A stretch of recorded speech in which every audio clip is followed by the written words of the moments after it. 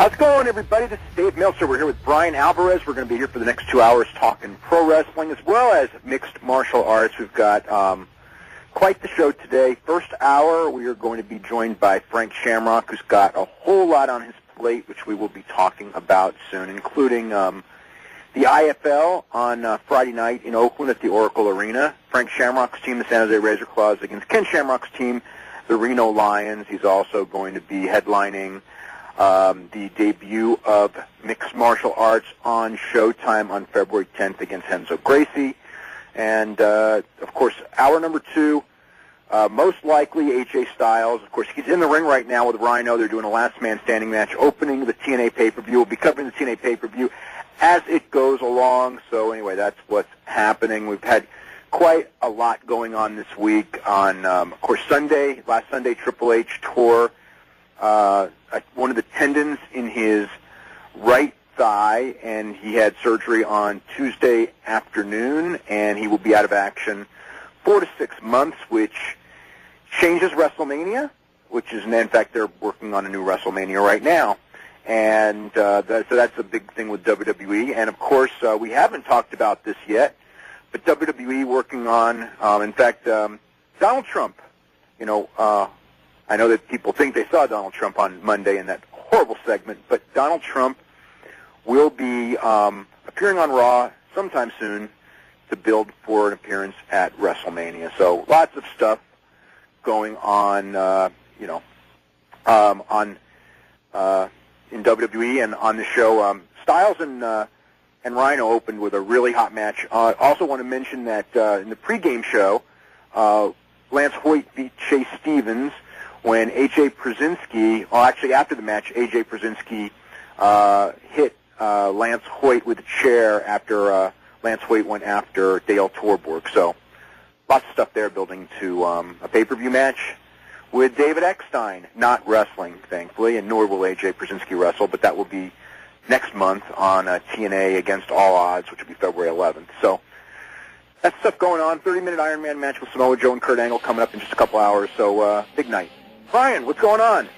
I just managed to successfully order the TNA pay-per-view, so the day is now going all right. What happened? What happened? It's a long story involving Comcast and credits, and it's now been a month straight I've had this problem, and I think I've called them about 84 times, and the situation never changes. So AJ and Rhino just lost it in the match for a split second. But that happened to me once where they thought I didn't pay the bill, and I did. Yeah. Yeah, I'd like to know, too, that... they won't let you order a pay-per-view. That happened like 7 years ago to me. The last 4 weeks that it's happened, it's taken me about 15 minutes to get through, and I called today during the TNA pay-per-view and went right through, and I'm not sure if that's a good thing or not. Well, what do you think? Compared to what? Compared to like the UFC pay-per-view or WWE? Yep. Yeah. Bryan, you watching the pay-per-view right now? It's actually in the other room, so no. Okay. Well, AJ Styles won the first fall with a springboard splash off the top rope. It's not a best of 3 falls or anything like that. It's last man standing, so this thing is... Last man standing after a pinfall? Yeah, I guess so. Okay. Yeah, you do a pinfall, and then you've got to be up by 10 seconds. I see. So that's the story of the show tonight. Perfectly logical. So far. It's going to be an interesting show. Bob Backlund is here, by the way. Did you know that Bob Backlund did a promo before in the pregame show? I did not know he did a promo. I wish I had taped it because I didn't expect it. He did a promo with Letitia. Can you imagine? Just think about this. Oh, my God. Letitia, okay? Like, totally inexperienced, right? I mean, it's like, unless she's like with Conan or Kevin Nash, she can't even, do a segment. Rhino, by the way, just won fall number 2 with the Spine Buster. So you just had to see Letitia, like with Bob Backlund doing his... old WWE 1997 Bob Backlund bow tie rant, and having just like absolutely no clue how to react. As Bob is explaining to her, does your mother know that you dress like this? And she says, I haven't lived at home in 10 years. Well, it's just a real honest reaction now. Yeah, you had to see it. It was like watching Rebecca. I don't know. Well, what, you like Rebecca? Rebecca sets new standards. This Letitia girl, the first week she was really bad. Not in that segment she wasn't.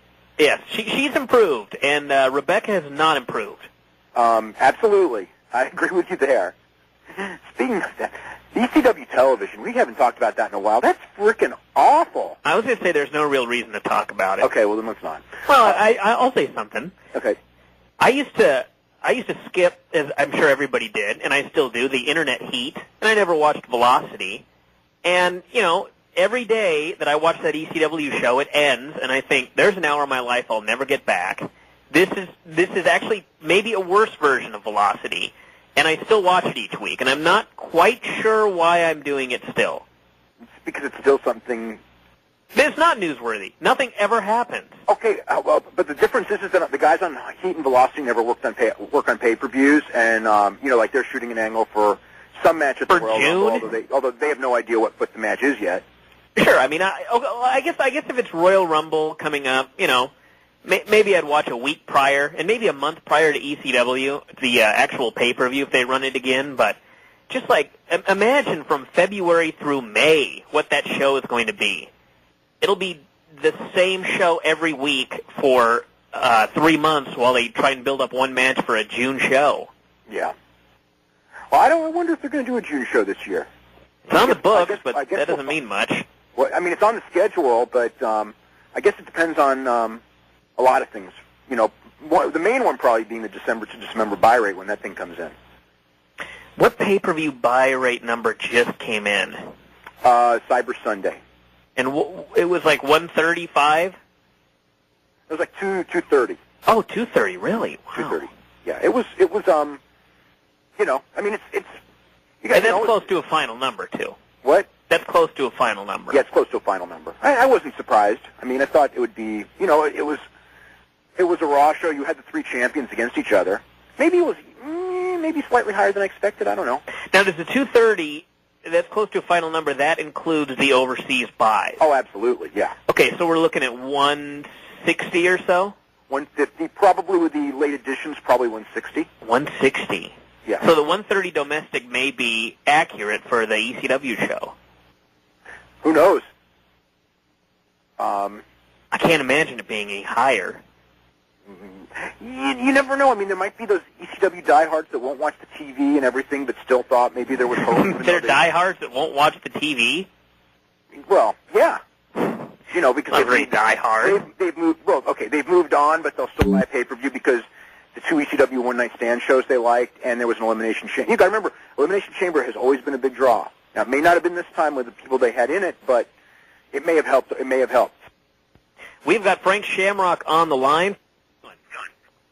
What's up, guys? Not too bad. How you doing, Frank? I'm doing all right. Good. How's training? Training is long and grueling and good. Mm-hmm. Usual. Are you doing the training similar to the Rich Franklin from All Access? Yeah, I don't know. I don't watch the show, but just basically kind of a weight workout and just going from station to station to station nonstop. No, I do more of muscular, core-specific kind of workouts. I don't mix my muscular conditioning with my cardiovascular training all that much. Okay. Now, so that way it's a little different, I guess. You've got a lot coming up. In fact, so much that I'm wondering if you can keep it all straight. But, of course, Friday night in Oakland, you're going to be coaching IFL. San Jose Razor Claws against Reno Lions, Ken Shamrock versus Frank Shamrock coaching. And then February 10th, the first Showtime Mixed Martial Arts event, you're headlining with Renzo Gracie. Now, I guess, first of all, how did the, you know, and I guess a lot of people know, what's up with Phil Baroni? Where does that stand as well? Well, Phil's still on the list. He's just, you know, he's hard to sell pay-per-view with, so he kind of got on the back burner for a minute, but we got him under contract, and, you know, I'll finish up with him when I'm done with Renzo. Is there a time frame for that, or, you know, are you going to wait after the Renzo match and then kind of arrange it from there? Well, we got to kind of wait. We really wanted to go April 20th, and we had the arena behind us, but there's just a little too much risk with a fight that close on, you know, particularly on myself, so they wanted to beg off on it, and, you know, I'm fine with it. It's not like I'm going anywhere, and I'm certainly not getting any younger, so I'm going to get it when I get to it. But Phil Brony thing, there's a lot of heat behind it, and I'm very interested in doing it. It's just, unfortunately, when you walk into a pay-per-view meeting, no one's ever heard of Phil Brony, so it's hard to get some good energy behind it. As far as this thing coming up with Renzo Gracie and the first Showtime show, what type of stuff is being done to sell this show to fans that just fans in general? I mean, do you have anything that you're doing? Do they have shows coming up like preview shows or things like that? Yeah, I know they got Barker shows. They came out and shot a pretty lengthy Barker show, not only on myself but also in promotion of the fight.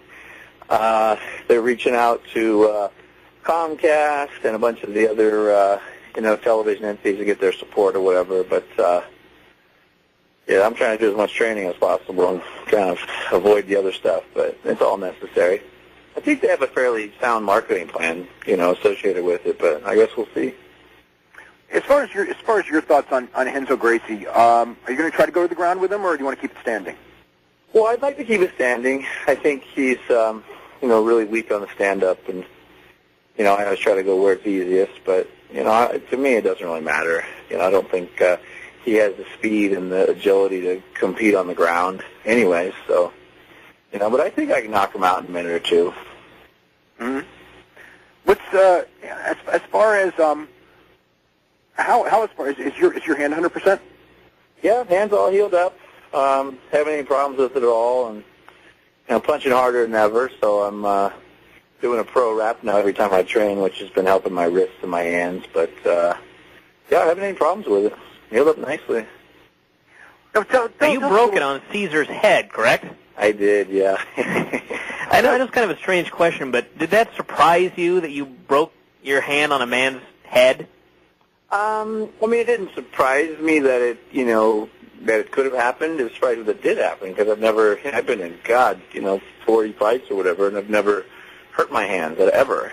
I break my feet all the time, but never in my hands. So I think it was a combination of a bad wrap and a weird punch, and then time just caught up with me. I mean, it happens. When you were in that fight in San Jose, what was your thoughts coming out? I mean, as far as and going back, this fight was almost a year ago now because it was March of last year, and kind of out of nowhere, this promotion in its first mixed martial arts show set a record that's as big as UFC has gotten in the last year. The UFC still hasn't topped, as far as the largest attendance. And what did you learn from the marketing of that show? And we'll talk about the fighting later, but as far as the marketing of that show, because I know you're a big student of that right now, and you have to be. Oh, totally. Yeah, I mean, that we had a combination of things that worked for us. We had a very old story, which had a lot of, which at the beginning of the sport was kind of the foundation of, of the sport kicking off. Then we had the first event in California. And then we had an arena supporting us, which was pretty big, and very few people have that. And I worked my butt off in the media. Pushing it and pumping it and selling it, and being available. I did Channel 11 News live, at the weigh-ins, as I was walking into the weigh-ins. So it taught me a little bit about the just continuing the storyline and being available in the media at all times. Because, it was like 24 hours a day we were doing something silly for the media.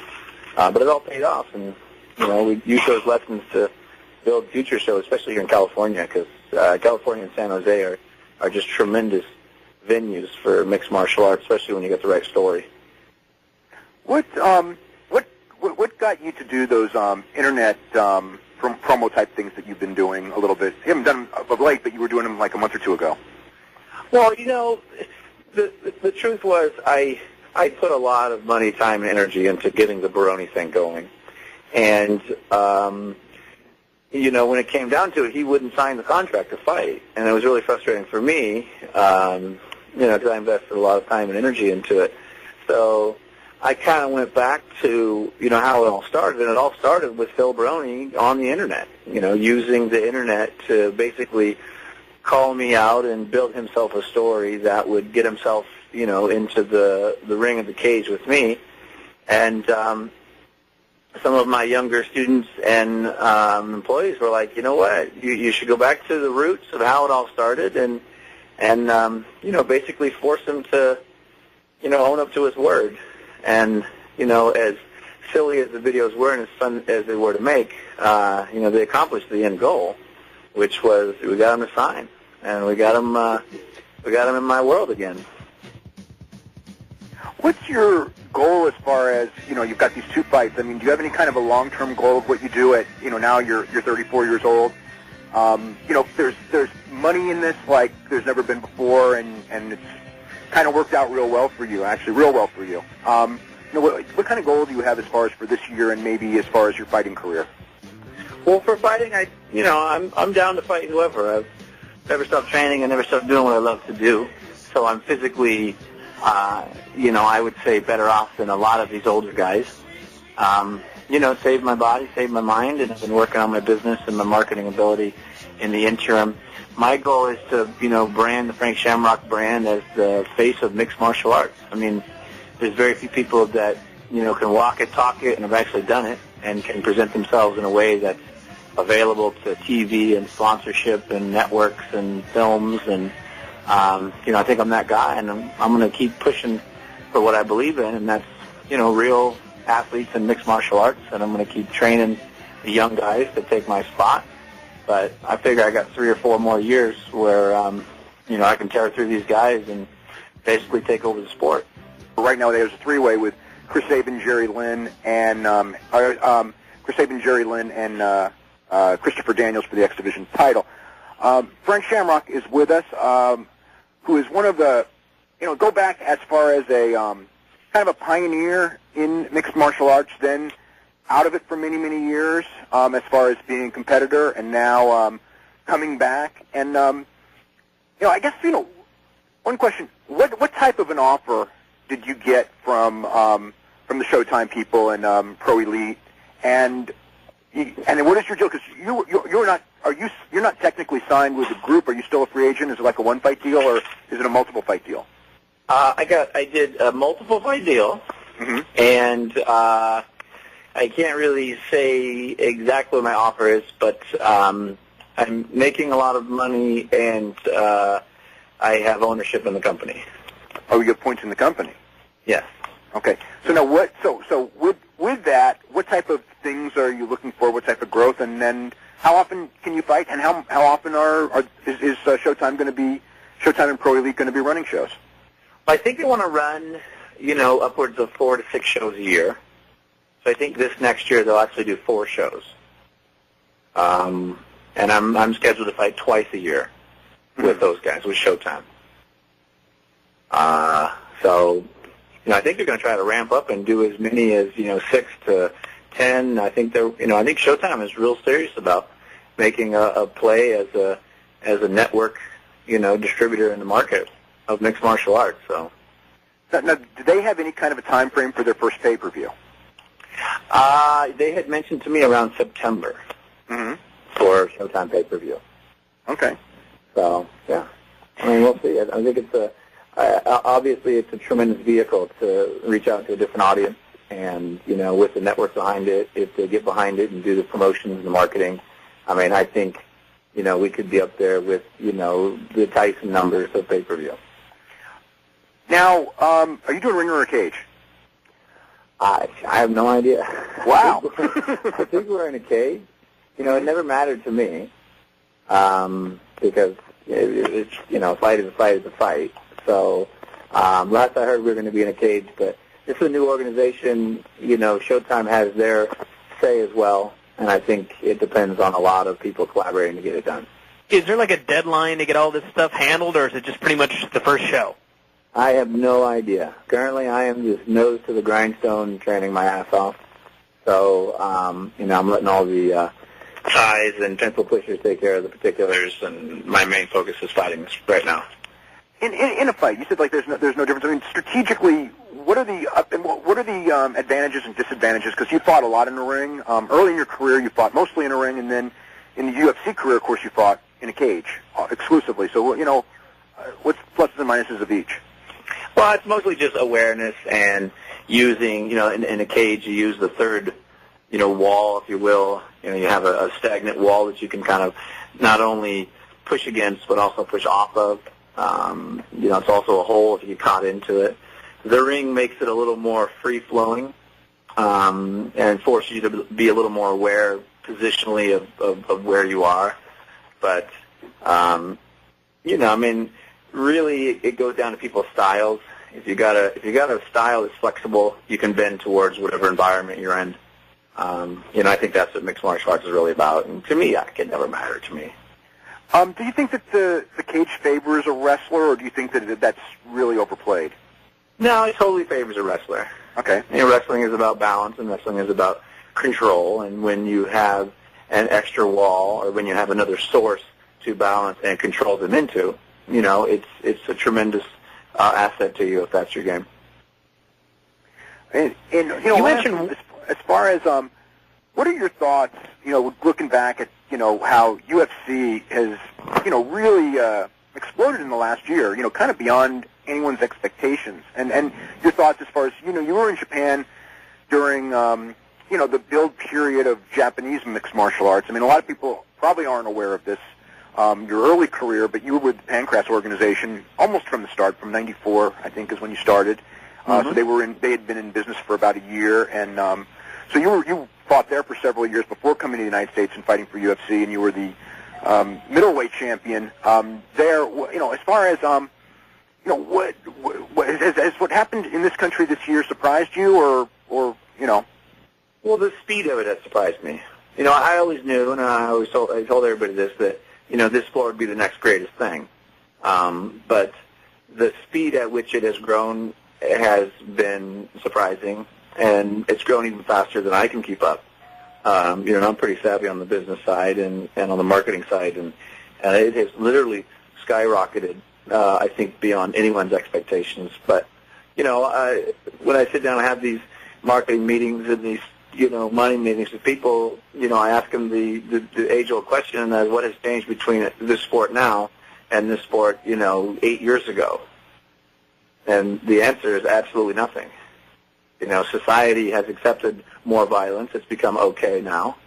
And, the war is helping, and hanging Saddam is helping, but, our society now says it's okay to kick the crap out of people in a cage, whereas, 8 years ago it was a naughty and dirty thing that no one wanted to talk about.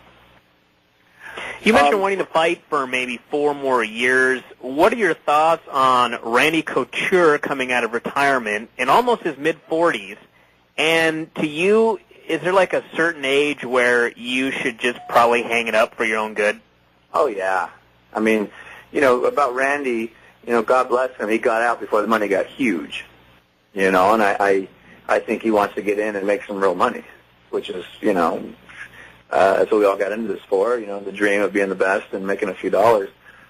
For me, when it hurts too much or when I don't have it anymore, I'm not going to get back in there.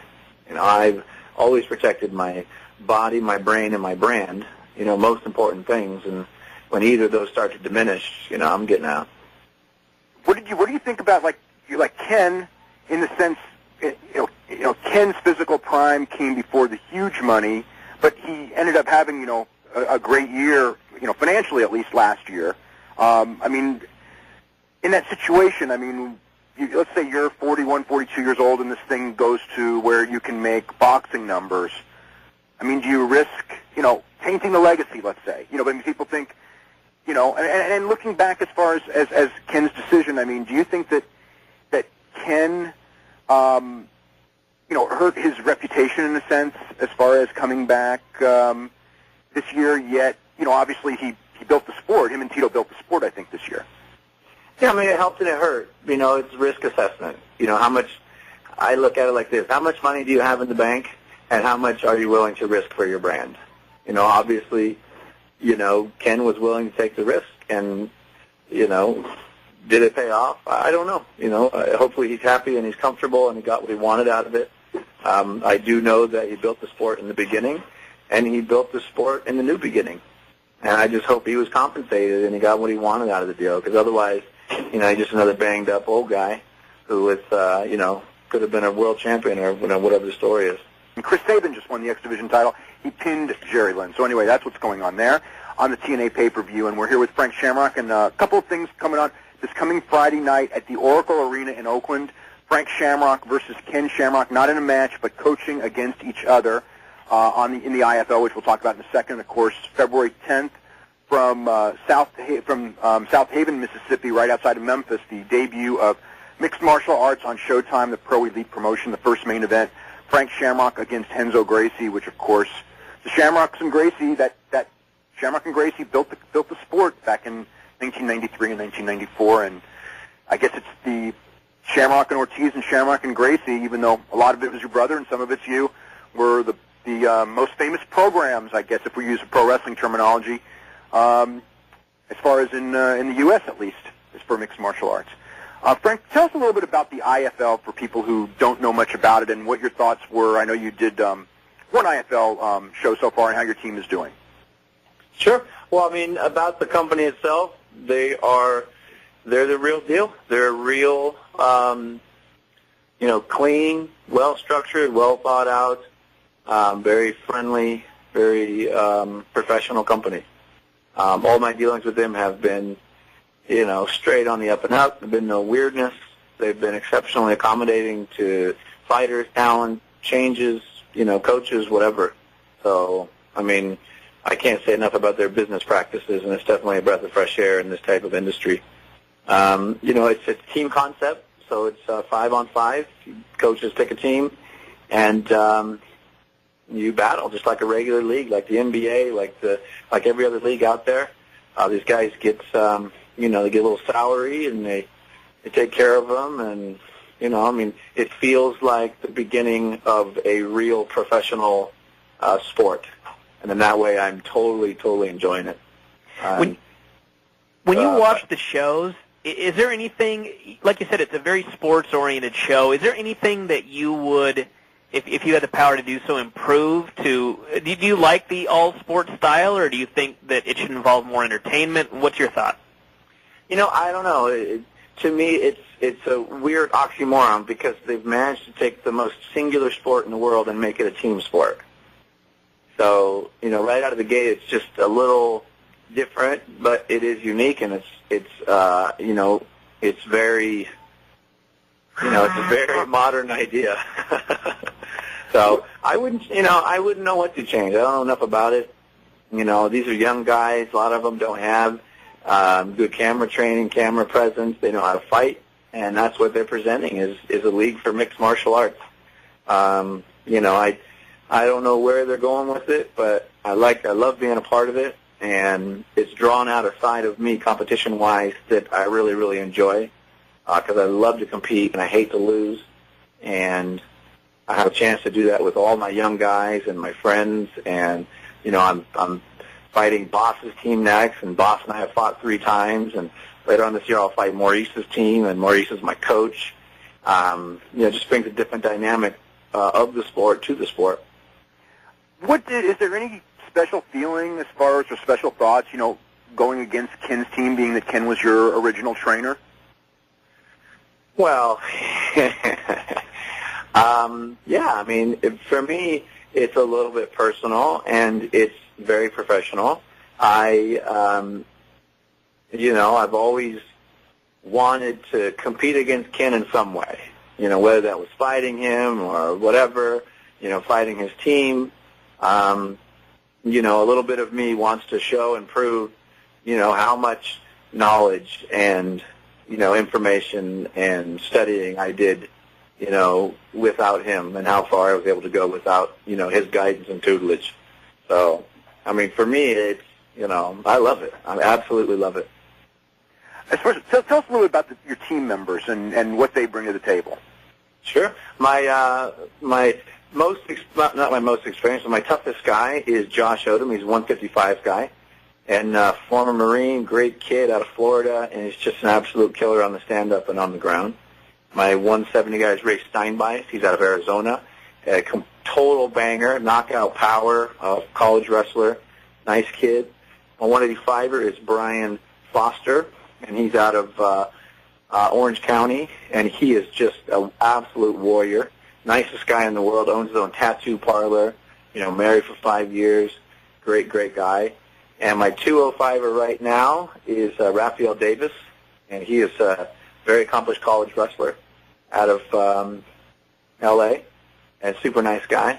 And I just picked up a brand new heavyweight, and his name is Vince Lucero, and he's out of Arizona, family man. He's got 5 kids, and a total banger. But, I've been so successful in my career and in the sports I've done, fighting in various styles, because I've always had a really good team behind me. And that team has never really had a chance to step out in the limelight and be their own, unit. So for me, it's very personal for me, because now the guys that have always sacrificed for me and I've always beat on and I've always, made them bleed so I could be good, now is their time to shine. And yeah, I just love it. Now, what's going on with Brian Ebersol and the commission and everything? Is that straightened out, or is that still up in the air? Nah, they straightened it out. What the final decision was, and I think it was just a political one, was there is a bylaw in the articles of the unarmed combatant, whatever, that says you have to try your hardest to win. And the final decision was Brian didn't try his hardest to win. Yeah, so he was trying they docked his pay, they suspended him for a while, and now they've, reinstated him as part of the game. So now, is he going to be fighting in IFL or no? No, he's going to move to Australia. Oh, really? Oh, yes, I saw his name fighting in. So did he go to Australia to fight while he was suspended? When he was suspended, I sent him over there. He did 2 fights, and he set up some very strong business relationships. He's going to go into real estate, and he's going to run an Australian Shamrock Martial Arts Academy for me. Oh, and, okay. He's got a girlfriend over there, and it's changed his life, and he's, he's become a new and different person, and, we see him spreading his wings and flying to something better, so we're all in favor of him going. We hate to lose him. He's my most experienced fighter, but, what's best for him is best for everybody, so away he goes. So what was your reaction with Josh Thompson wearing the shirt at the last Strike Force show? Well, I mean, it's been done before, so yeah. One side of me was a little irked, and the other side of me thought it was kind of funny. That's, what do you do? I don't know. I was commentating, doing my thing, and my partner, Brian Weber, kind of tapped me on the shoulder and looked up, and I was like, oh, my God.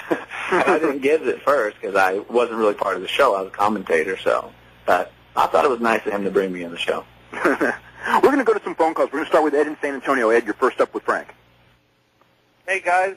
Frank, you kind of answered my question, but maybe you can add a little more info. My question is, if a promoter came to you with the right amount of offer, like an ungodly sum of money, do you think you and Kim would actually get in the ring and fight? I would definitely do that. Do you think he feels the same way? Would Kim be willing to do it? I don't think so. I don't know, honestly. I don't know how Ken feels. We don't have a close relationship, but, like we were mentioning earlier, we all got into this to be the best in the world, and some of us are the best in the world. And then second is we all got in it for money. And, you throw enough money to anybody, they'll do anything. I would love to fight Ken. I have no problem with it, be it personal or business. And I see it as a tremendous pay-per-view, and if we can all, benefit financially, God bless us. Yeah, I think that would probably be like the biggest money maker of all time, if that was ever to happen. You think so? Well, I think so, too. If you want to start that ball rolling, I'll support it. Another question I want to ask about a guy you fought a few times, Foss Rutan. If Foss was in his physical prime today, how do you feel he would match up with Fedor? Wow, that's a good question. I think that he would have some trouble. Boss never fought good going backwards. He was really good going forward. Fedor can fight forward, backward, sideways, and he's got tremendous power, in all directions. So I think on the ground they probably neutralize each other, but, Boss, who's known for his stand-up, I think would be severely tested by a guy like Fedor, especially if they're both in their prime. Okay, and one last question. In regards to the Gracie that you're going to fight, Henso, I'm thinking a long time ago, did he once have a fight where after he won, he walked over the guy and stuff? Yeah, Ben Spikers about 12 years ago. It's 11, 12 years ago. I remember that. That's right. Okay. Yeah. But I've never liked that one. I mean, I've liked Hoyt and a lot of the other ones, but I never could stand him, and I suppose you beat the crap out of him when you fight. Well, thanks, Ed, and I'll do that. All right, guys. Well, thanks for taking my call. Okay, we're going to go to, is it Mike in Sacramento? You're next up with Frank? Hey, Frank, pleasure talking to you.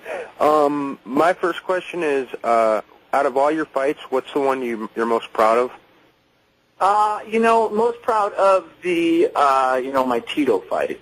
Oh, it was really, for me, it was the highlight of my physical and mental and strategic ability. So it was, it was just, to me, it was a symphony that I played out on Tito's head, and I've never been more there at that moment. So, yeah, is it true you, in your strategy, you kind of let him wear himself out? 100%. Cool. Yeah. And I talked to him the whole time and told him I was going to make him tired and knock him out. And I think that played in his psyche a little bit and got him going. That's awesome. And I guess I'll just have one more question. Out of all the Gracies, which one do you think is most dangerous? Well, I think Enzo is the most dangerous. He's got the most, gamemanship, I think. He has the most experience in, fighting top fighters. Everyone else, as I see it, they're either too old, too stuck in their style, or, they never really fought any competition. And, I think he's about Half Gracie? Half? Well, he's too small. Oh, okay. I'd turn his head around with one punch, and he'd be pretty much done. Like Caesar. Thank you. Good talking to you. Real quick, a couple questions. Number one is, what is your what's your body weight right now, and how much you're going to fight at 185? I'm presuming, and how much do you have to cut to make 185, and how hard is that for you to do? Well, I usually get within 5 pounds. So right now, this morning I weighed 196.7, and I should be down to about 191 2 weeks from now. So I'm just now starting my 3-a-days, and as soon as I hit 3-a-days, it just melts off my body. So, how hard is 180? Is it to make 185, or is that pretty easy for you? That's nothing. All I do is I skip breakfast, I have fruit for lunch, and I'm 185 pounds. Okay, and you're talking about 3-a-days. Why don't you tell everyone real quick what your 3-a-day training regimen encompasses? Because I don't think people realize, during fight time, just how incredibly brutal your training really is. Well, it's ridiculous. It's all day long. So, 9 to 10:30, I'm up doing muscular conditioning and technique.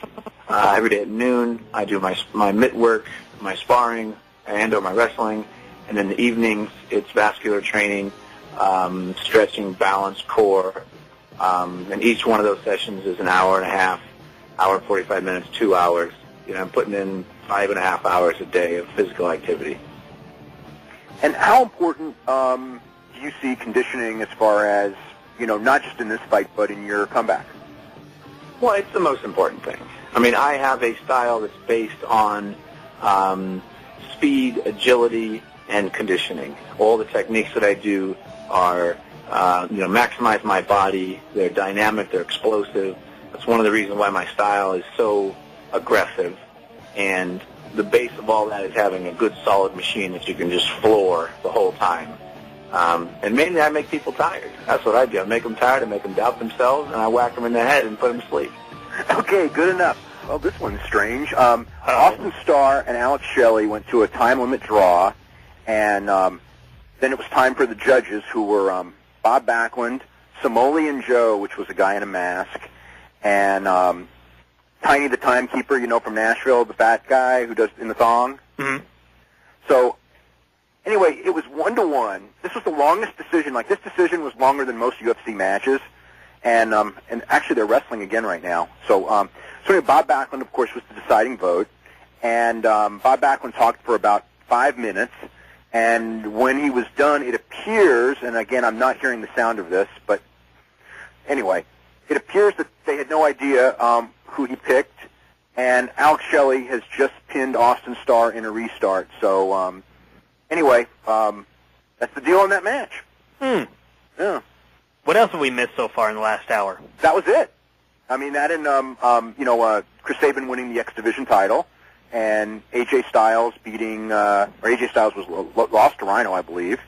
And, that's it so far. So 3 matches, and, some guys are coming out. Who's this? Jay Lethal and Sanjay Dutt are coming out.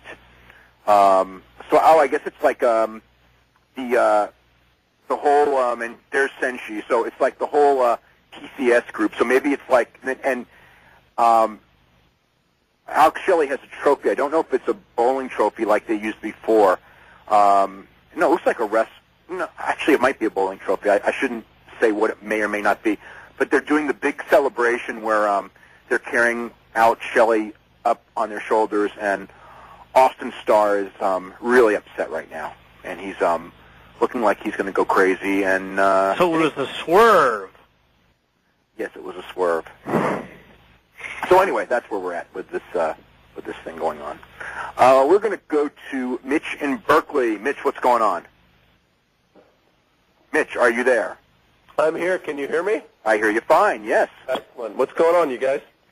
Oh, we're just watching the pay-per-view, and that's about it. Hey, I was wondering what you guys thought were the best matches of the year. The best matches of the year. Being that I actually have just, I'm in the middle of working on the awards issue right as we speak, which is probably why I'm in half of a fog. I figured. The best matches of the year, let's see. ROH. Why don't we start with ROH? Is it ROH? A lot of them are ROH. The six-man tag from, I believe it was March 30th in Chicago. Oh, the Dragon's Gate? Or the Dragon Gate guys was awesome. Bryan Danielson against Kenta. Bryan Danielson against Roderick Strong. Yep. The Austin Aries and Roderick Strong against the Briscoes was a great match. Bryan Danielson. McGuinness from Liverpool, England. That match was awesome. That was phenomenal.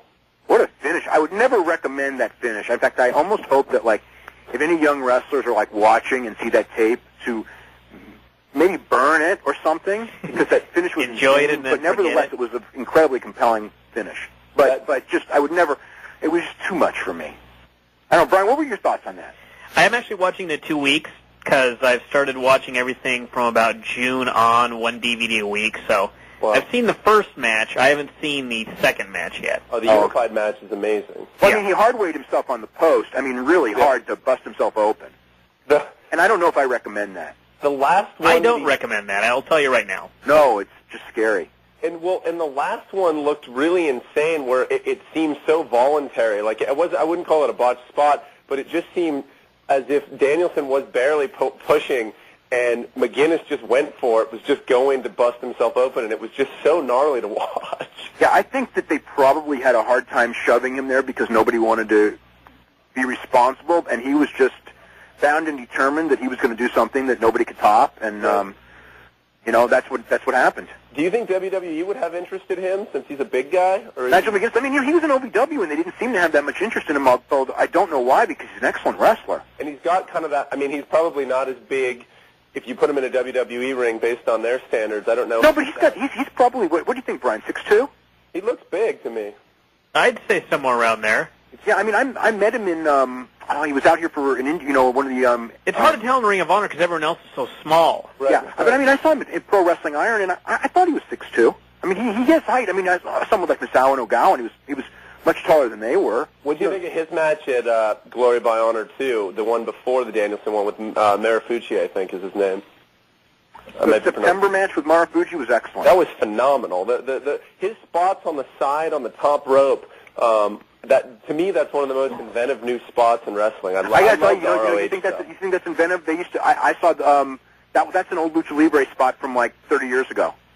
Well, for a guy like me that's just based on mainstream wrestling that just started getting into that, it's new to me, and so for me, it's exciting. Oh, I mean, it was exciting for me too because I love seeing stuff I haven't seen in a long time. But that's like actually, that's.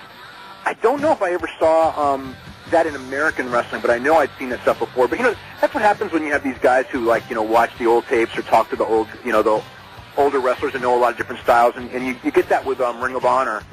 Those guys are all such students of the game, and they give you that. I mean, it's the best product in the United States if you like great wrestling matches, and there's nothing that compares to it in my mind. I thought the Cage of Death was fantastic also.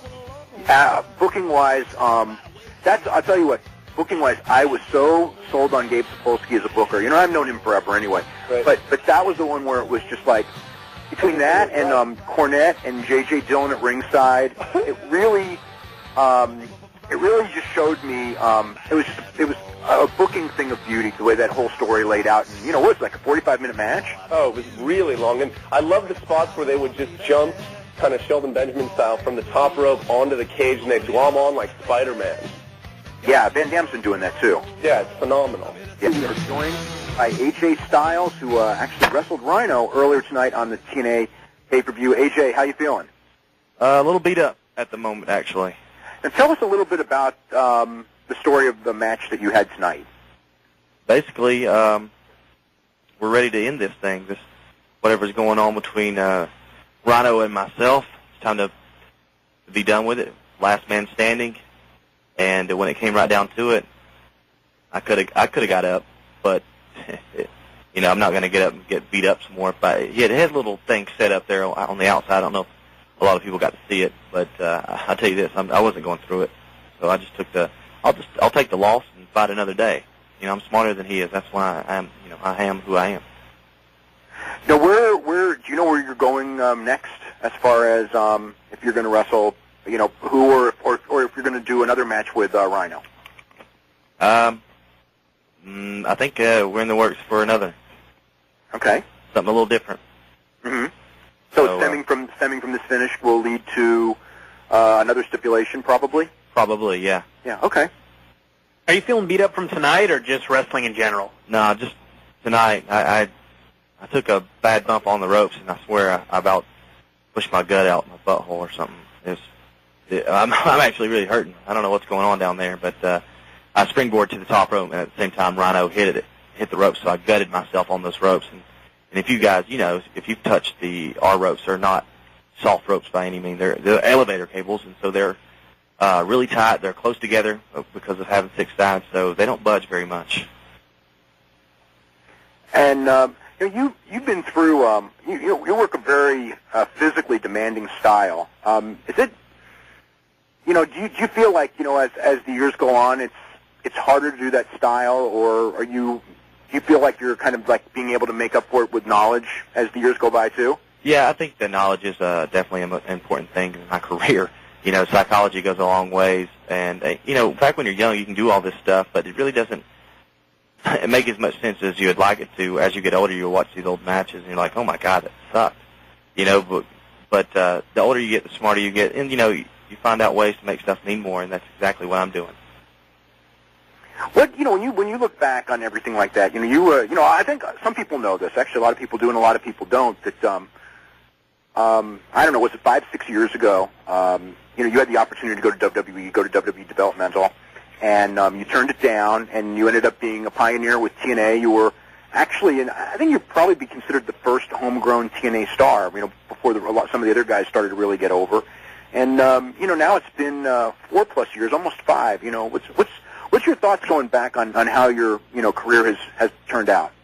By putting my family first, it ended up being the best thing I could ever have done for myself. My wife was in college at the time, so I deferred and just said, I keep working at home. I'm not moving to Cincinnati and making my wife move in with her mom. That's just not how a family works. And I think God blessed me with it, with the opportunity to be at TNA. Because of what I did, and here I am. And I can tell you, man, I'm the most blessed guy on this planet right now. I am having the time of my life, and I've got a great job. I get to spend time with my family. I'm not on the road 24/7, although I am on the road a lot.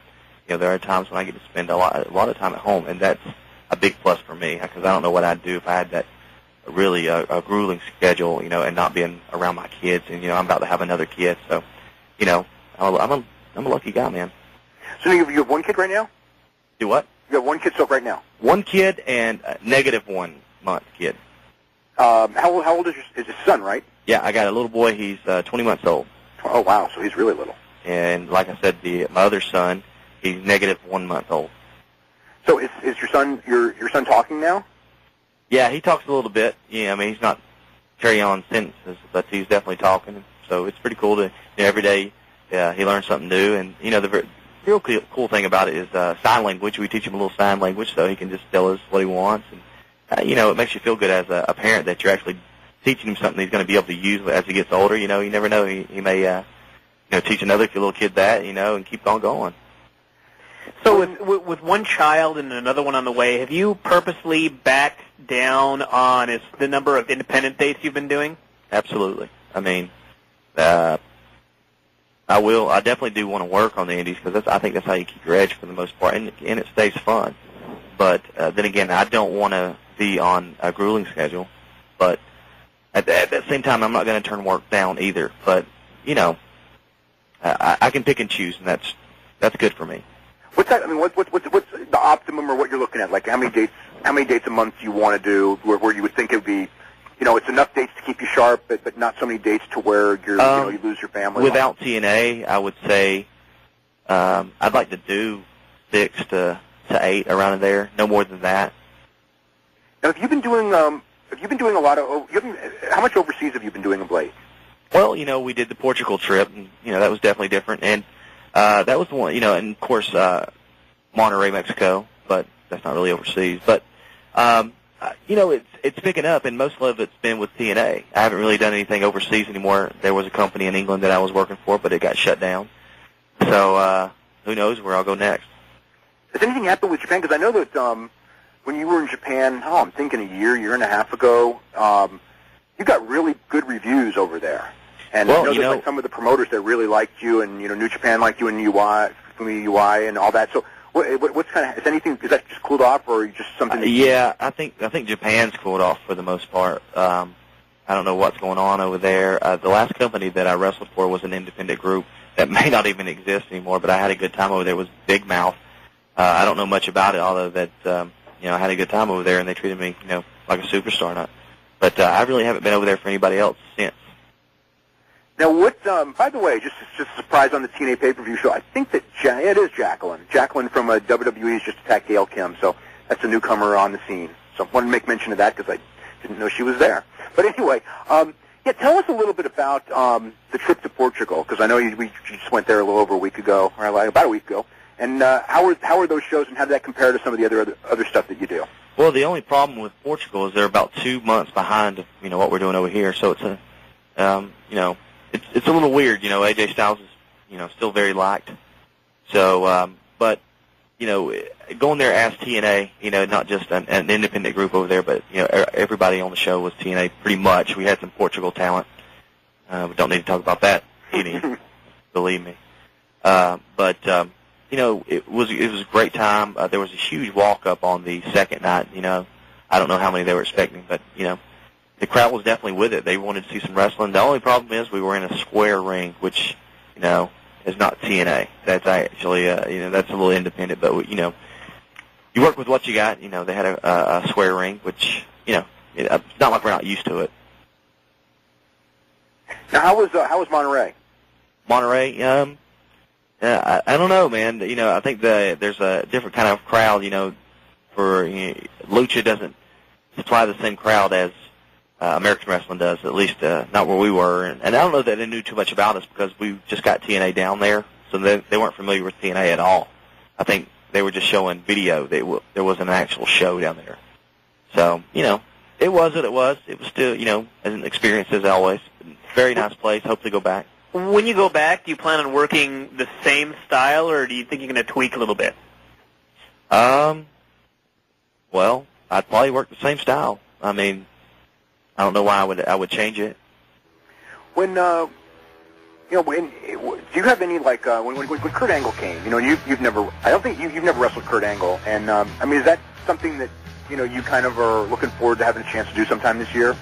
Well, I actually got in there in a tag match for a little bit, and who knows? I mean, of course, I'd like to wrestle everybody on the TNA roster. We got a lot of great talent here, and I'd like to wrestle every one of them. So, time will tell. A bunch of phone calls for AJ. One quick question first. AJ, is there one match that sticks out as your favorite match that you've had in TNA? Probably the same match that you're thinking of. If you're not, then probably you didn't see it. It was the match with Christopher Daniels, Samoa Joe, and myself. Maybe, I'm not sure which pay-per-view that is. But, we had a couple, but there was one that really stuck out. And is there a match? You mentioned that sometimes you look back and you see things and think, God, that was horrible. Is there a match in particular that you recall that maybe a lot of people like, but looking back, you're not so fond of it? Well, these are definitely matches back in when I was working on the independent scene at, NWA Wildside, stuff like that. You look back and go, what was I thinking? That doesn't make any sense at all, So, there's not any matches at TNA where I'm just disgusted like I am when I watch some of these old ones. I think a lot of people don't know this. I mean, you were on the show a couple of years ago, and that's when I found out about it. Was most people who started wrestling were big wrestling fans growing up, and you actually were an amateur wrestler. I think when you were wrestling in college, and you kind of drifted into pro wrestling. Tell us everyone kind of how that started. Well, actually, I wrestled all the way from high school to college. We actually started watching a lot more of it in college, and I quit. I don't know I was in college in the first place. I guess just to wrestle because I didn't enjoy school. But that's another story. But I had some friends who really were big time fans of professional wrestling. And I told them if they found a place joking around that I would go with them. And lo and behold, they found one about 20 minutes from the house. And so I went with them and took a couple bumps. And I was like, man, I can do this. And from then it grew. And what happened to the other guys? They quit. Yeah, I bet they're looking back and going, no, maybe we shouldn't have quit. So. No, were you ever a high jumper or anything like that? Never. Because that's the one thing in your style that is probably the most impressive athletically is you can just the jumping ability makes for some really spectacular moves. Yeah, I don't know where that came from. I didn't play basketball or anything because basketball season and wrestling season are at the same time, so I never played basketball. I don't know. I don't know where it came from. It just kind of happened. I mean, did you know before you were in professional wrestling that you had tremendous leaping ability, or did you get that from maybe wrestling drills, or was it something you were born with? Well, goofing around in gym class, I could jump up there and two-handed grab the rim. Wasn't a big deal. I never could dunk. I could just never get the. Sometimes if I got a good alley-oop, I could get it in there, but it was hard for me to do it with a ball, just jumping up there. So I knew I had something, but wasn't that big of a deal. I didn't really think anything about it. We're going to start with Terry in Arizona, first caller for AJ. Terry, what's going on? Hey guys, how y'all doing? Terry, speak up. Can you guys hear me? Yeah, now we can hear you. Okay, hey, Mr. Styles, it's a pleasure to talk to you. Hey man, what's going on, bro? Oh, nothing much. I just wanted to ask a question real quick since Dave and Brian asked all the good questions. They shot down about 30 questions I had.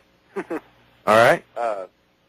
Okay, it's a little bit of a generic question, but I'll shoot it out there anyways. In the lineage of NWA World Heavyweight Champions Harley Race, Ric Flair, Tommy Rich, and Kerry Von Erich, where do you personally feel that your reign is going to end up? That's a loaded question. That's hard to answer. Yeah. I don't know. You guys. Thank you very much. I'm kind of confused on, where does my reign end up? I hope it ends up, just for me to be remembered is good enough for me.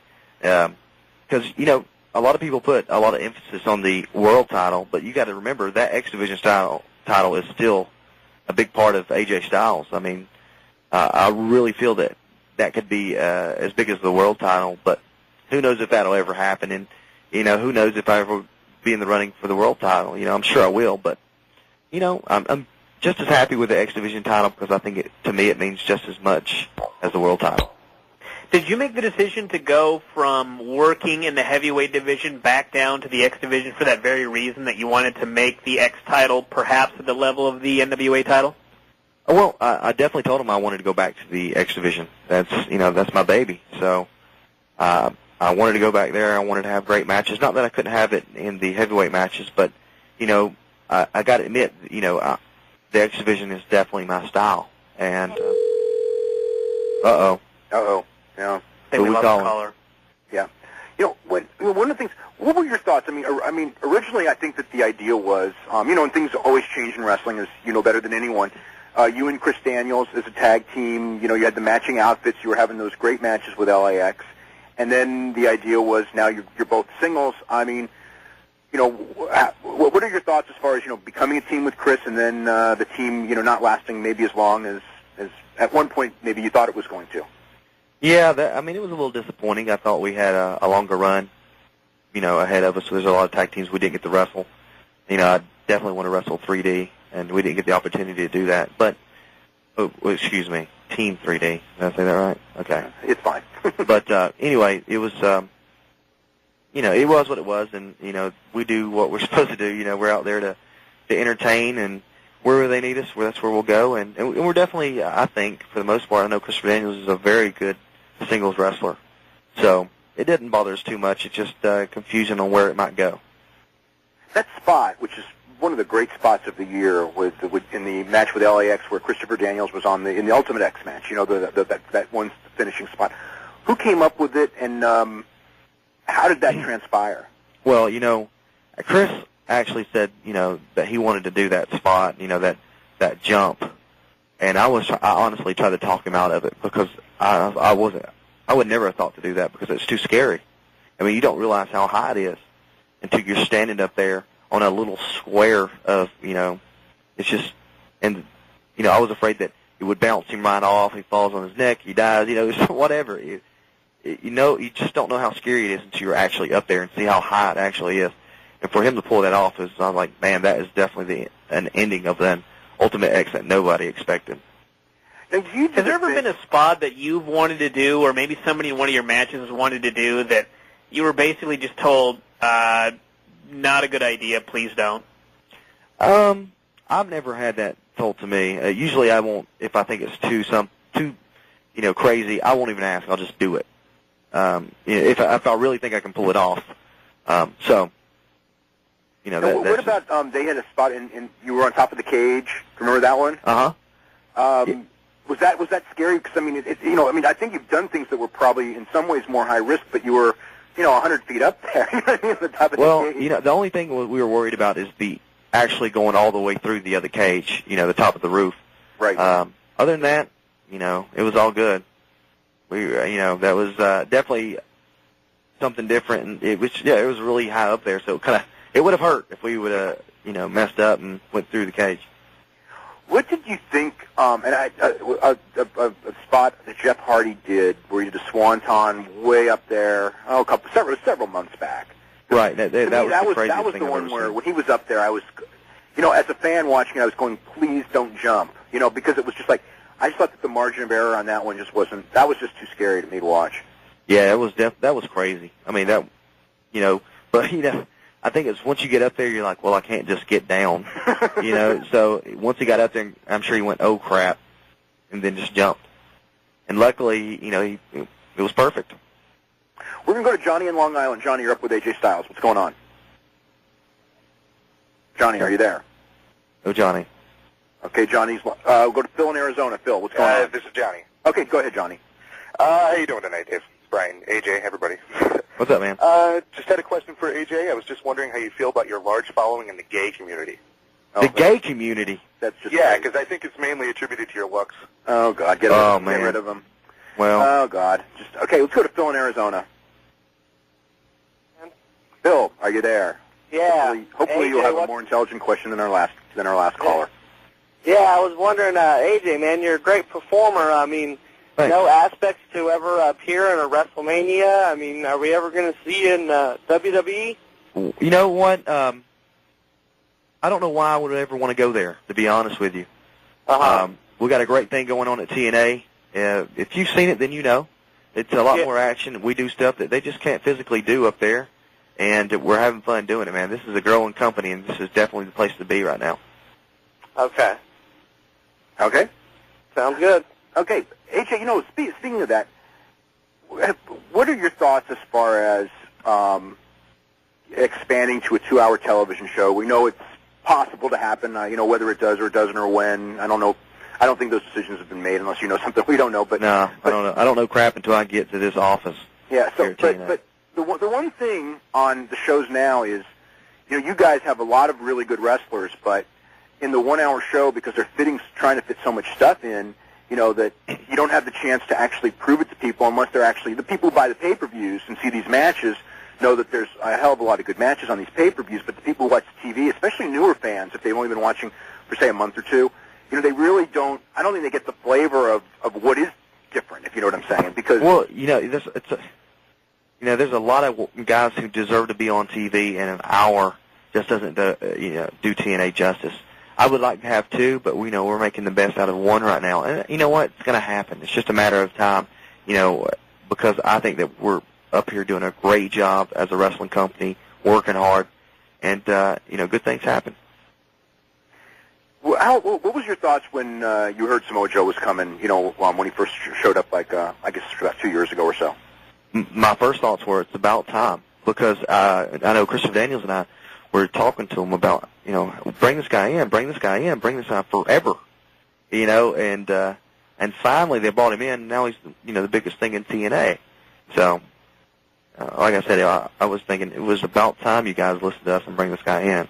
Is there anybody else that you've given suggestions about, either the indie scene, ROH, anywhere like that they haven't listened to the suggestions yet? Yeah, you'd think they'd listen after the, Samoa Joe, but they don't.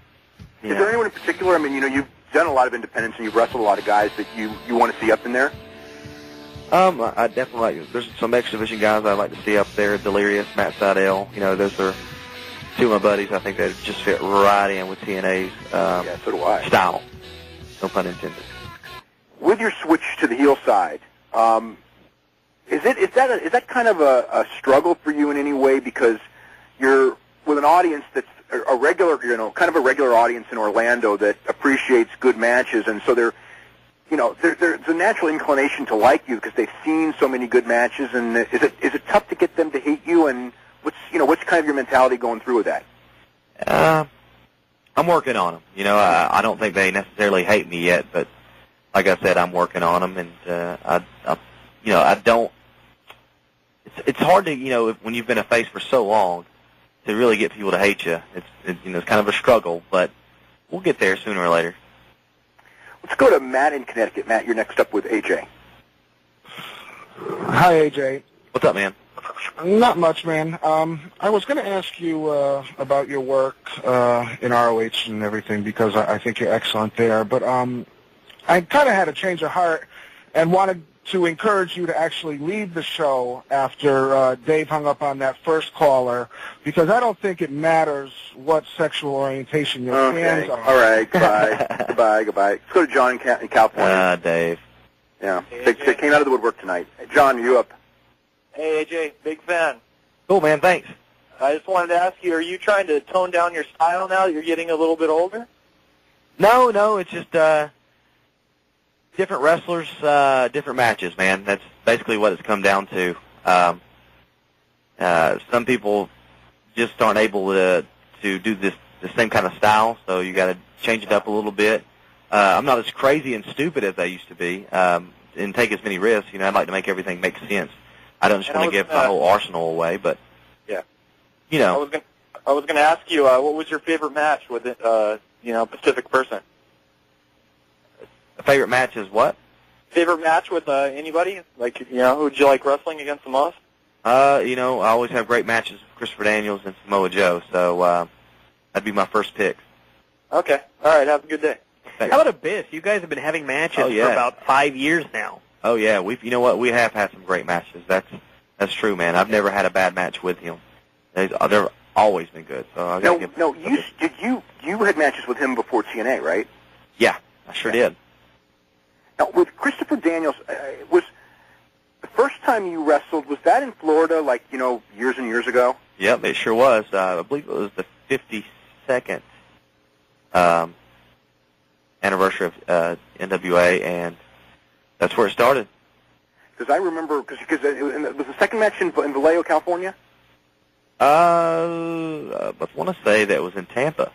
Okay, because I just remember that you had the first match that I remember in Florida, and then fairly soon afterwards, they brought you guys to Vallejo for the King of Indies, which was kind of, a lot of people don't know this, but that was the show that actually... yeah, that was the second match. Yeah, that was the show that, like, influenced ROH, because I remember, right. You know, do you ever think back, because that was an unbelievable night for me as a fan, Bryan was, you know, there actually wrestling on it, was, if we look back on that, because those 2 nights were fantastic as far as wrestling goes, but when you look at the guys from, you know, Low Key, or who's now Senshi, and you, and Christopher Daniels, and Samoa Joe, Samoa Joe, Bryan Danielson, and Spanky, you know, who's, of course, Brian Kendrick in WWE.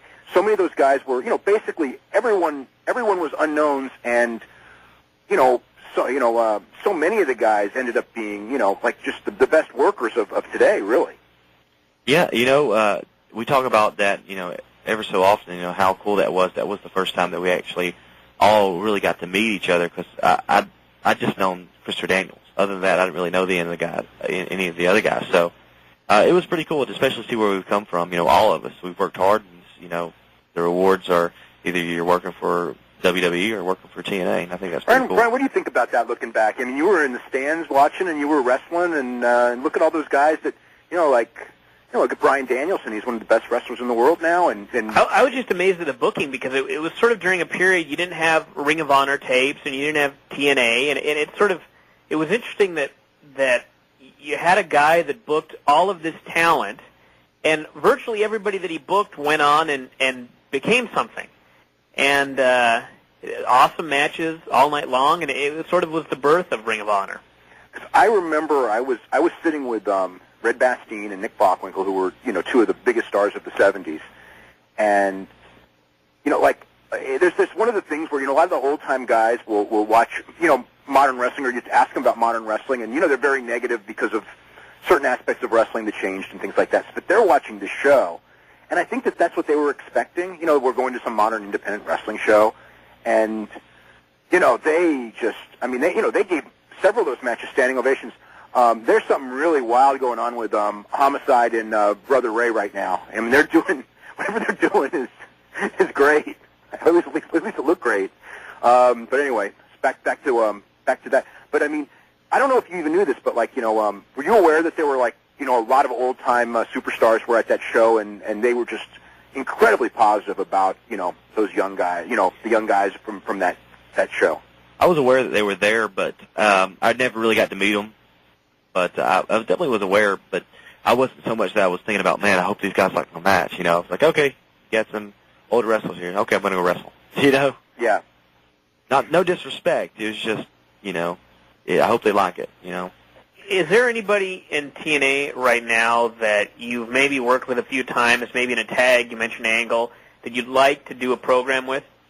You know, there's guys that I haven't ever really wrestled, and I'd like to do a program with, you know, that Sanjay Dutt. I've never even wrestled him here. Really? That's amazing. And if I have, must have been so short that I don't remember any of it. Yeah. You know, Alex Shelley's another one. Chris Sabin, you know, these are guys that I've done a little work with, but I've never actually had a program with. So there's definitely some other guys that I would like to work. Me and Christian had a match, never really had a program.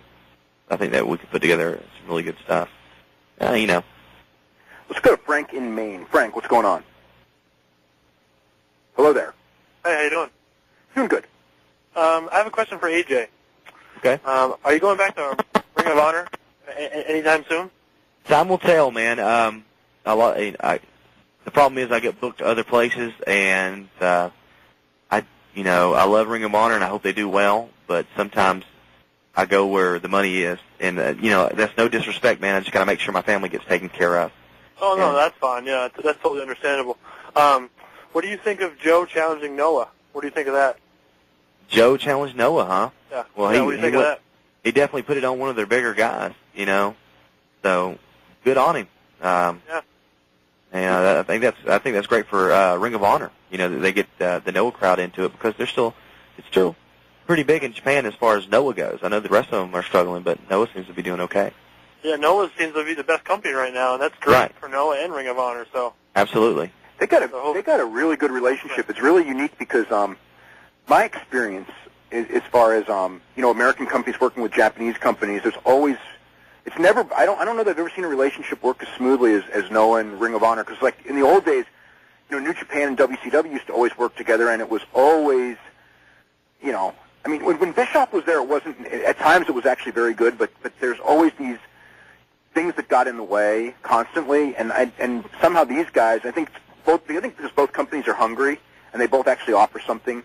Like for the Ring of Honor guys going over there, it's kind of legitimacy in a sense because they're working for a big promotion, and then for the Noah guys, it's an ability to not only come to the United States but come to the United States and work in front of a fan base that knows them, and I think it's helped Kenta a lot as far as his standing in Japan because he's to a degree, as far as on tape in front of those people in Ring of Honor, he's an American superstar, even though he's a Japanese wrestler. So, yeah, that's true. Cool. Yeah. Okay. Thank you very much. All right. Very welcome. Let's go to Tim in Virginia. Tim, what's going on? Tim, are you there? Hey, Jay. Yo, what's up, man? How you doing, buddy? I'm good. I'm looking at the pay-per-view right now, man. It's a good show. I appreciate it. Oh, good. What do you think the chances are maybe Goldberg getting on the TNA roster? I'm gonna give you a no comment on that one. I hope that's okay, man. There is Goldberg starts on Spike on his TV show in March, so I don't know what that means, but it may mean something. AJ, I want to thank you so much for joining us. I know that not at 100% after a pretty rough match and a rough move there, and just want to tell everyone that the Kurt Angle Samoa Joe 30-minute Iron Man match is starting momentarily. They're actually doing the footage building up the match. So if you've been paying attention, you're watching both. Something good's about to happen, most likely. So I'm looking forward to it. AJ, thank you very much. Thanks for having me, man. Okay, and best of luck to you, and hopefully doing well. And we will be back. I want to remind everyone we will be back next week. You're listening to Wrestling Observer Live on the Sports Byline Broadcasting Network. To see it, it was like watching Rebecca. I don't know. Well, what, you like Rebecca sets new standards. This Letitia girl, no, the first week she was really bad. Not in that segment she wasn't. Yes, she's improved, and Rebecca has not improved. Absolutely. I agree with you there. Speaking of that, ECW television, we haven't talked about that in a while. That's freaking awful. I was going to say there's no real reason to talk about it. Okay, well then let's not. Well, I'll say something. Okay. I used to skip, as I'm sure everybody did, and I still do, the internet heat, and I never watched Velocity. And, every day that I watch that ECW show, it ends, and I think, there's an hour of my life I'll never get back. This is actually maybe a worse version of Velocity, and I still watch it each week, and I'm not quite sure why I'm doing it still. It's because it's still something... It's not newsworthy. Nothing ever happens. Okay, well, but the difference is that the guys on Heat and Velocity never work on pay-per-views, and, like they're shooting an angle for some match at the World Rumble, although they have no idea what the match is yet. Sure, I mean, I guess if it's Royal Rumble coming up, maybe I'd watch a week prior, and maybe a month prior to ECW, the actual pay-per-view if they run it again, but just imagine from February through May what that show is going to be. It'll be the same show every week for... They'll be appearing on Raw sometime soon to build for an appearance at WrestleMania. So lots of stuff going on, in WWE and on the show. Styles and Rhino opened with a really hot match. Also want to mention that in the pregame show, Lance Hoyt beat Chase Stevens when A.J. Przinsky, actually after the match, A.J. Przinsky hit Lance Hoyt with a chair after Lance Hoyt went after Dale Torborg. So lots of stuff there building to a pay-per-view match with David Eckstein, not wrestling, thankfully, and nor will A.J. Przinsky wrestle, but that will be next month on TNA Against All Odds, which will be February 11th. So that's stuff going on. 30-minute Iron Man match with Samoa Joe and Kurt Angle coming up in just a couple hours, so big night. Bryan, what's going on? I just managed to successfully order the TNA pay-per-view, so the day is now going all right. What happened? What happened? It's a long story involving Comcast and credits, and it's now been a month straight I've had this problem, and I think I've called him about 84 times, and the situation never changes. So, AJ and Rhino just lost it in the match for a split second. But you know that happened to me once where they thought I didn't pay the bill and I did? Yeah. I'd like to note, too, too, they won't let you order a pay-per-view. That happened like 7 years ago to me. The last 4 weeks that it's happened, it's taken me about 15 minutes to get through, and I called today during the TNA pay-per-view and went right through, and I'm not sure if that's a good thing or not. Well, what do you think? Compared to what? Compared to like the UFC pay-per-view or WWE? Yep. Yeah. Brian, you watching the pay-per-view right now? It's actually in the other room, so no. Okay. Well, AJ Styles won the first fall with a springboard splash off the top rope. It's not a best of 3 falls or anything like that. It's last man standing, so this thing is... Last man standing after a pinfall? Yeah, I guess so. Okay. Yeah, you do a pinfall, and then you've got to be up by 10 seconds. I see. So that's the story of the show tonight. Perfectly logical. So far. It's going to be an interesting show. Bob Backlund is here, by the way. Did you know that Bob Backlund did a promo before in the pregame show? I did not know he did a promo. I wish I had taped it because I didn't expect it. He did a promo with Letitia. Can you imagine? Just think about this. Oh, my God. Letitia, okay? Like, totally inexperienced, right? I mean, it's like, unless she's like with Conan or Kevin Nash, she can't even, do a segment. Rhino, by the way, just won fall number 2 with the Spine Buster. So you just had to see Letitia, like with Bob Backlund doing his, old WWE 1997 Bob Backlund bow tie rant, and having just like absolutely no clue how to react. As Bob is explaining to her, does your mother know that you dress like this? And she says, I haven't lived at home in 10 years. Well, it's just a real honest reaction now. Yeah, you had 3 months while they try and build up one match for a June show. Yeah. Well, I wonder if they're going to do a June show this year. It's on the books, but that doesn't mean much. Well, I mean, it's on the schedule, but I guess it depends on a lot of things. The main one probably being the December to December buy rate when that thing comes in. What pay-per-view buy rate number just came in? Cyber Sunday. And it was like 135? It was like 230. Oh, 230, really? Wow. 230. Yeah, it was. I mean, it's. You guys and that's close to a final number too. What? That's close to a final number. Yeah, it's close to a final number. I wasn't surprised. I mean, I thought it would be. It was a Raw show. You had the 3 champions against each other. Maybe it was maybe slightly higher than I expected. I don't know. Now, does the 230? That's close to a final number. That includes the overseas buys. Oh, absolutely. Yeah. Okay, so we're looking at 160 or so. 150, probably with the late additions, probably 160. 160. Yeah. So the 130 domestic may be accurate for the ECW show. Who knows?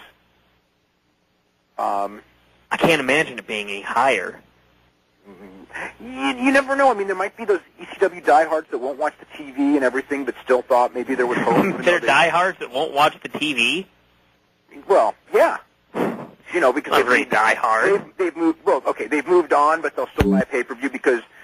How's it going, everybody? This is Dave Meltzer. We're here with Bryan Alvarez. We're going to be here for the next 2 hours talking pro wrestling as well as mixed martial arts. We've got quite the show today. First hour, we are going to be joined by Frank Shamrock, who's got a whole lot on his plate, which we will be talking about soon, including the IFL on Friday night in Oakland at the Oracle Arena. Frank Shamrock's team, the San Jose Razor Claws, against Ken Shamrock's team, the Reno Lions. He's also going to be headlining the debut of mixed martial arts on Showtime on February 10th against Renzo Gracie.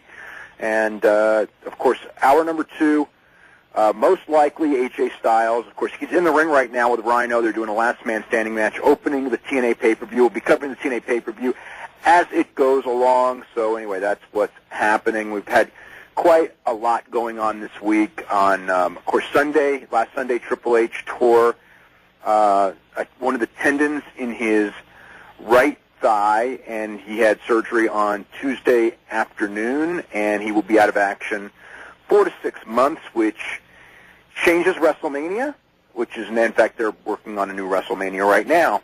And so that's a big thing with WWE. And, of course, we haven't talked about this yet, but WWE working on, in fact, Donald Trump, I know that people think they saw Donald Trump on Monday in that horrible segment, but Donald Trump